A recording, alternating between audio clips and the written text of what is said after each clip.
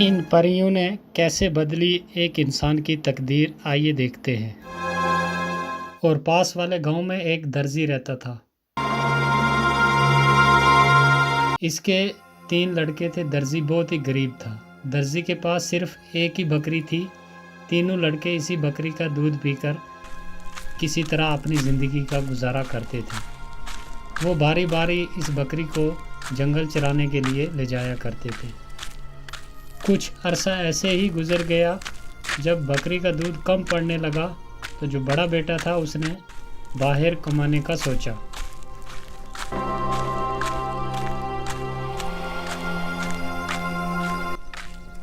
फिर वो बाहर कमाने के लिए चला जाता है। वो चलता रहा।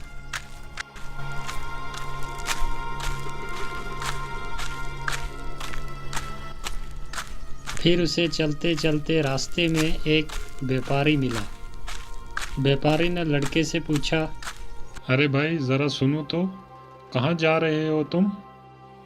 मैं कहीं कामकाज ढूंढने जा रहा हूँ। हमारे घर के हालात कुछ अच्छे नहीं हैं। हम 3 भाई हैं और हमारे घर में सिर्फ एक ही बकरी है जिसका दूध पीकर हम जवान हुए, और आगे ज़िंदगी का गुजारा करने के लिए हमारे पास कुछ भी नहीं है।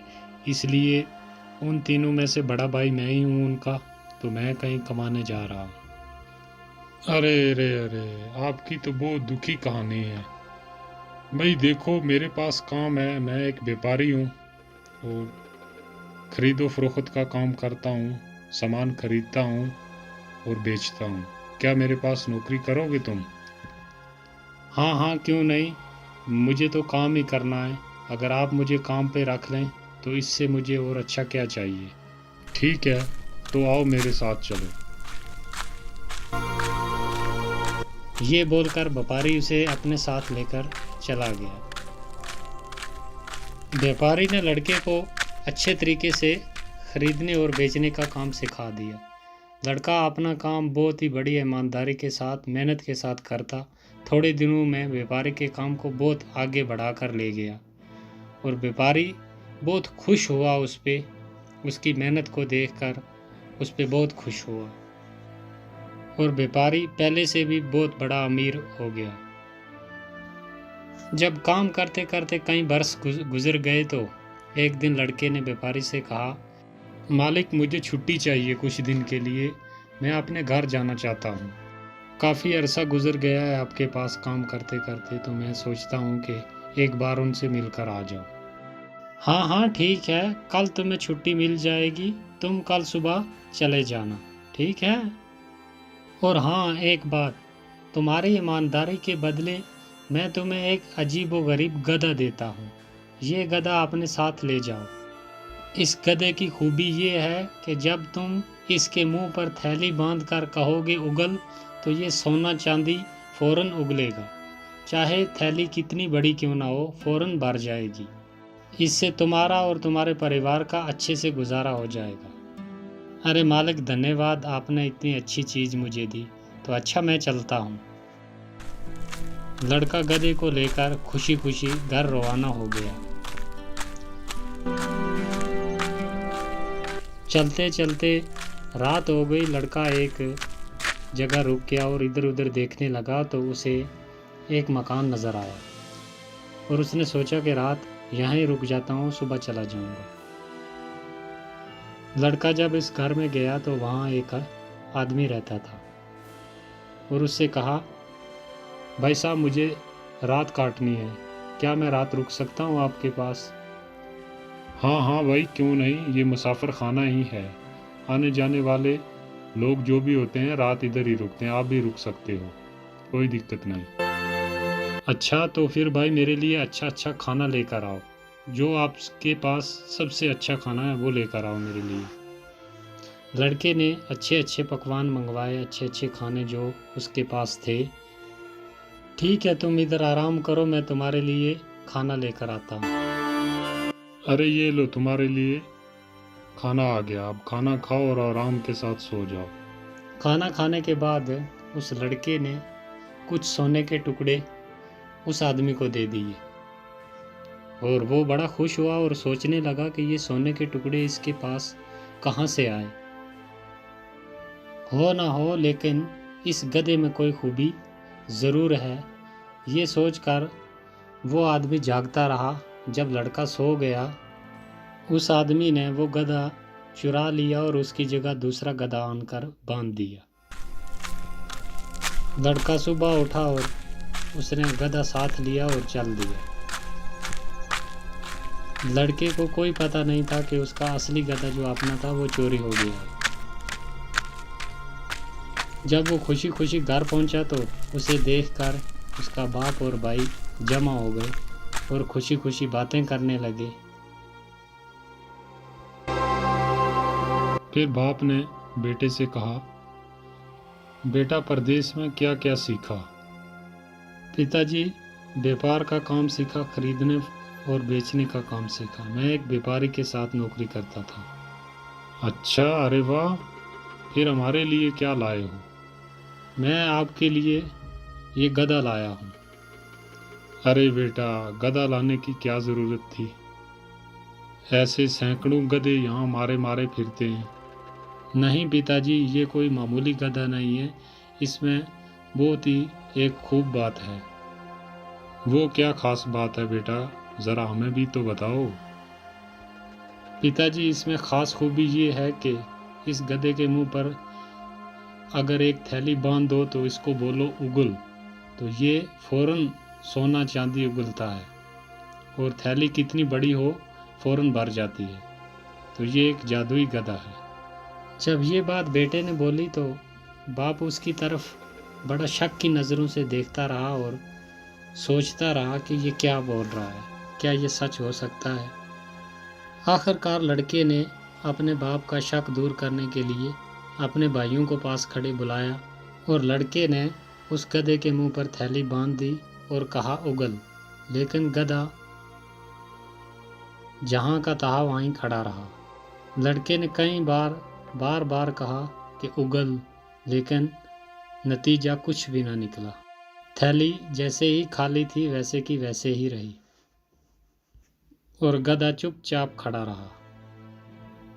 और लड़के की समझ में आ गई बात कि जहाँ मैं रात ठहरा था उस आदमी ने ज़रूर उस गधे मेरे को चोरी कर लिया और उसके बदले मुझे ये दूसरा गधा दे दिया। और लड़का बाप के और भाइयों के सामने बहुत शर्मिंदा हुआ। फिर लड़के ने अपने बाप को और भाइयों को अपना सारा किस्सा सुनाया, जैसे वहाँ से चला था, व्यापारी ने उसे क्या बोल कर दिया और वहाँ उसने अपने आँखों से भी देखा था। फिर वो जहाँ रात रुका और उसके साथ क्या हुआ, सब हाल सुना दिया अपने बाप को और भाई को। ये सुनकर तो अब दूसरे भाई ने सोचा कि अब मेरी बारी है, मैं कहीं कमाने जाता हूँ। तो वो निकल जाता है सफ़र पर। वो बराबर कई दिन चलता रहा। दिन में चलता और रात को एक पेड़ के नीचे सो जाता। सुबह फिर अपना सफ़र जारी कर लेता।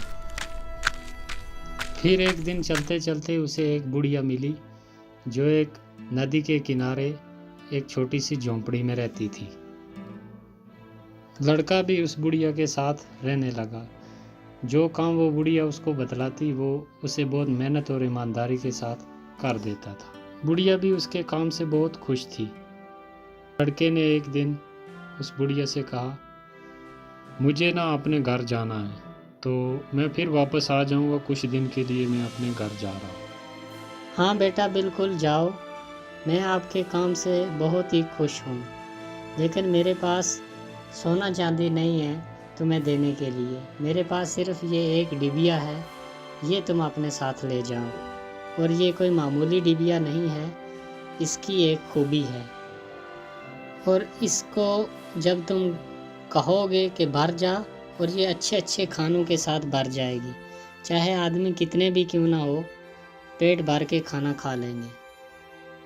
और तुम ये डिबिया अपने साथ लेकर जाओ।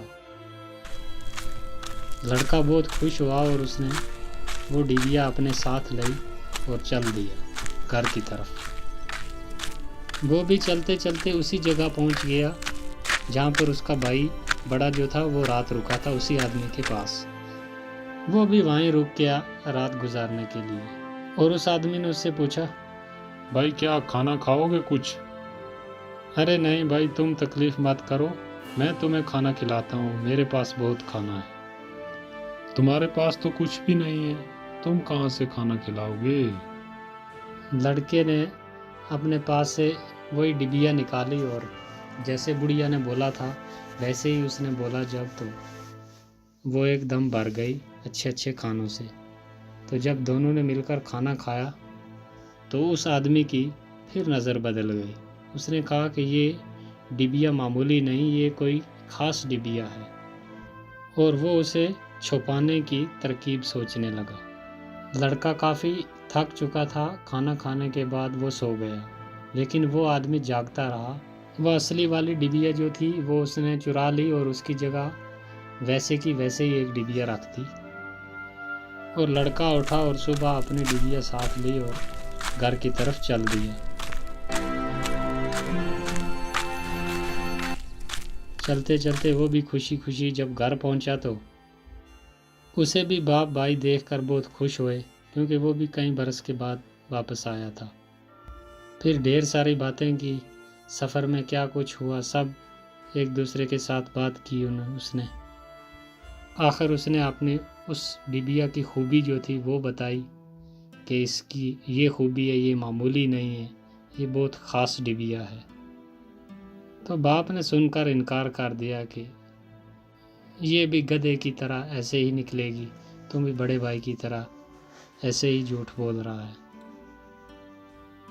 और फिर वही हुआ जो गधे के साथ हुआ था, क्योंकि गधा भी असली नहीं था और ये डिबिया भी असली नहीं थी। तो देखकर बहुत ही परेशान हुए वो, और उसने भी अपने भाइयों से और बाप से अपना सारा किस्सा कह सुनाया, जो उसके साथ रास्ते में हुआ, कैसे बुढ़िया ने दी रात, कहाँ रुका, तो सब हाल सुना दिया। फिर तीसरा भाई सफ़र पर निकला। अब कहानी का मोड़ आया असली। लड़का एक मैदान से गुजर रहा था। असल में ये मैदान परियों का था। रंग बिरंगे फूल चारों तरफ खिले हुए थे, हरी हरी घास सब्ज मखमल की तरह फैली हुई थी। बीच बीच में नदियाँ भी बह रही थी और हवा खुशबू में बसी हुई थी। लड़का थोड़ा आराम करने के लिए ठहर गया वहाँ पर। हवा की मस्त खुशबू ने आँखों में नींद भर दी और वो जल्दी ही एक फूल के नीचे सो गया। लड़का अभी सोया ही था कि नीलम परी जो उस फूल पर रहती थी वो उतरी और लड़के को हवा में उड़ा ले गई। दूसरे दिन लड़के ने अपने आप को बहुत ही घने जंगल के बीच पाया। वो कहाँ है या कैसे आया, अभी इन बातों को सोच ही रहा था कि सारा जंगल तरह तरह की आवाज़ों से गूंज उठा और देखते ही देखते एक लाल रंग की रोशनी पूरे जंगल पर फैल गई। और लड़का बहुत परेशान हुआ और बार बार सोचा, लेकिन उसे कुछ समझ ना आया। इतने में उसके कानों में एक बहुत ज़ोरदार आवाज़ आई और फिर से सारा जंगल नीले रंग में रंग गया। उस आवाज़ को सुनकर लड़का घबरा गया और एक तरफ भागा। उसके भागने पर जंगल की सब परियां हंस पड़ी। दरअसल बात ये थी कि परियां लड़के के साथ खेल रही थीं। जब परियों का खेल खत्म हो गया तो नीलम परी उस लड़के के पास आई और लड़के को बोली, तुम हमारे मैदान में क्या कर रहे हो? मुझे नहीं मालूम था कि मैदान आपका है। यहाँ आना मना है क्या? अब दोबारा कभी भूल कर भी नहीं आऊँगा। क्यों, मैदान पसंद नहीं आया क्या? नहीं नहीं, वो बात नहीं। मैदान तो मुझे बहुत पसंद है, लेकिन जंगल मुझे पसंद नहीं। क्यों, डर लगता है जंगल में क्या? जी हाँ, बहुत डर लगता है। ओह, ये बात है। अच्छा, तो अपनी आंखें बंद करो कुछ देर के लिए।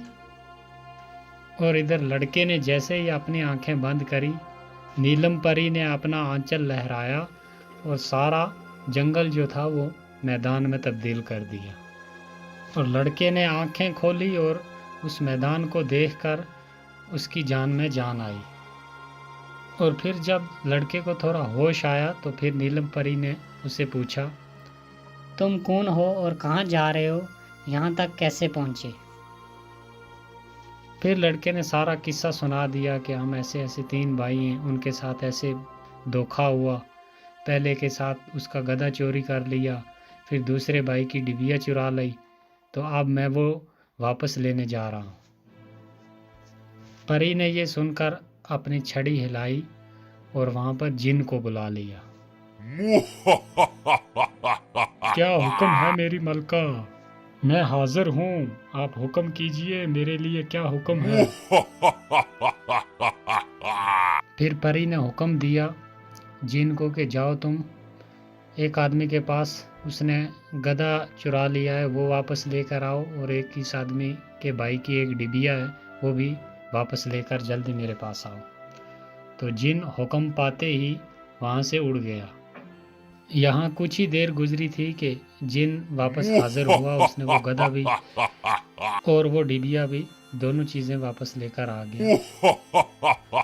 परी ने लड़के को कहा कि ये अपना गधा और ये डिबिया भी ले जाओ, और मेरी तरफ से ये एक डंडा भी अपने साथ ले जाओ। और परी ने कहा कि जब कोई तुम्हारा दुश्मन आ गया तो इस डंडे को हुक्म देना, फिर ये डंडा उस आदमी की पीठ पर बहुत खूब नाच दिखाएगा, और इतना मारेगा ये डंडा उस आदमी को कि वो आदमी फौरन वहीं बेहोश हो जाएगा। लड़का अपनी सब चीज़ें साथ लेकर घर जाने के लिए जब तैयार हुआ तो नीलम परी ने जिन को हुक्म दिया कि इस लड़के को बाहिफाजत इसके अपने घर तक पहुंचा कर आओ, ये तुम्हारी जिम्मेदारी है। और जिन ने हुक्म सुनते ही सारा सामान उठाया और लड़के को अपने हाथ पर बिठाकर हवा में उड़ गया।